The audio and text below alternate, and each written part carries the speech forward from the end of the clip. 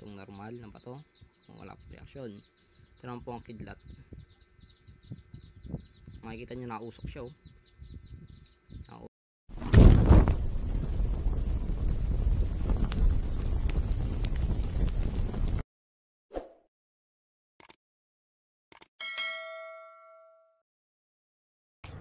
Magandang araw mga ka-horror at welcome back nga palang muli sa aking channel.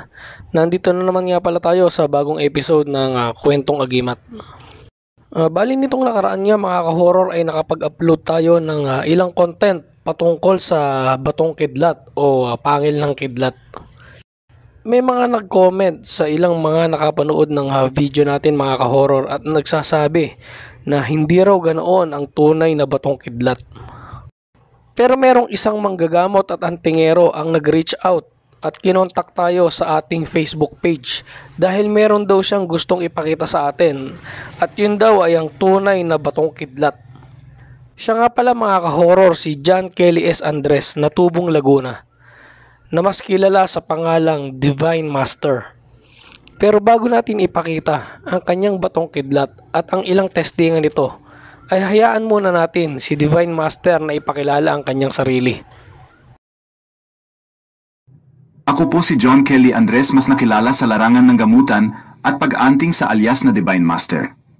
Pinanganak po ako sa barangay Mabatong Azupre, Pangil, Laguna at kasalukuyang nakatira ngayon sa Mabitak, Matalatala, Laguna. Bata pa lang po ako at mahilig na po talaga ako sa mga espiritual na bagay at anting-anting. Lahi po talaga kasi ng mga manggagamot at mag-anting ang pamilya ng nanay ko at ganun din po ang lahi ng aking tatay. Pero wala pong ni isa sa kanila ang nagturo sa akin na manggamot. Nagsimula po ang aking debosyon na ito nang nag-10 taong gulang ako. Lumabas na sa mga panaginip ko ang mga salitang di ko maintindihan at nagpakita sa akin ang 3 ermitanyo na siyang gabay ko pala at sila ang nagturo sa akin ng panggagamot at pag-aral ng orasyon. Madami na din po ako naturuan manggamot Mapatanay, Santa Maria, Batangas at San Pablo, Laguna. Ipinakita rin di umano ni Divine Master ang ilang medalyon na kanyang kaakibat sa kanyang pang-araw-araw na gawain sa espiritual. Ipinakita rin di umano ni John Kelly ang kanyang naitatagong medalyong luno. At kapansin-pansin na ang medalyong ito ay sobrang lambot.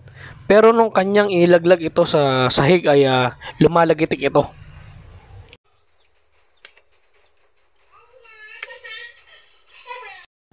So paano pa mga ka-horror? Tara at dumako na tayo sa exciting part. Ito ay ang pagpapakita ng batong kidlat at ang ilang testingan ni Idol Divine Master sa kanyang natatanging batong kidlat na tangan.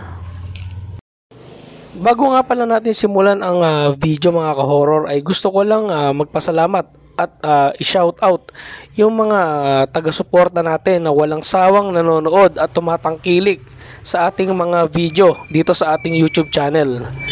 Maraming salamat sa inyo mga idol. Mabuhay kayo. So tara mga ka-horror at simulan na natin ang video. Bali sa unang video mga ka-horror ay makikita nyo si Idol John Kelly na may 2 bato na hawak. Yung isa ay normal na bato lang, tapos yung nasa bandang kaliwa naman ay yun yung batong kidlat. Kapansin-pansin ng mga ka-horror na nung pinahiran niya ng tubig yung normal na bato ay hindi nawala yung tubig o hindi natuyo.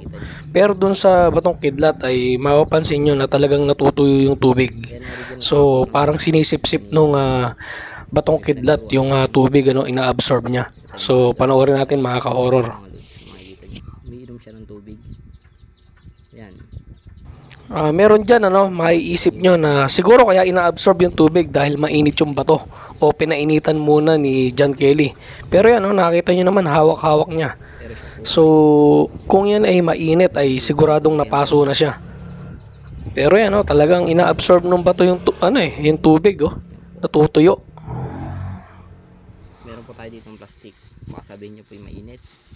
Patong po natin sa plastic. Dito naman sa part ng video na to ay ipapakita lang ni Idol John Kelly na hindi niya pinainitan yung bato. Ayun nga, ipinatong niya yun dun sa plastic. Dahil kung yan ay mainit, dapat medyo nalulusaw yung plastic Ayan o. So wala, hindi dumidikit doon sa bato yung plastic. So ibig sabihin, hindi talaga pinainitan yung bato na yan. So nakakapagtaka no mga ka-horror, bakit niya inaabsorb yung tubig. Isa pa mga ka-horror, no? Ngayon lang tayo nakakita ng ganitong klase ng testingan. Magaling. Sa ikalawang video naman ng testingan ni John Kelly ay ipapakita lang niya ang kakayanan ng kanyang gamit sa kabal. So dito, ito yung normal na nakikita natin na testingan ng ibang antingero na kung saan tinetesting muna yung hawak na blade o kutsilyo hinihiwa sa papel. So dyan makikita niyo mga ka-horror na talagang matalim yung blade na hawak niya, no? At ilang sandali pa ay testing naman niya ito sa kanyang katawan. So panoorin natin mga ka-horror.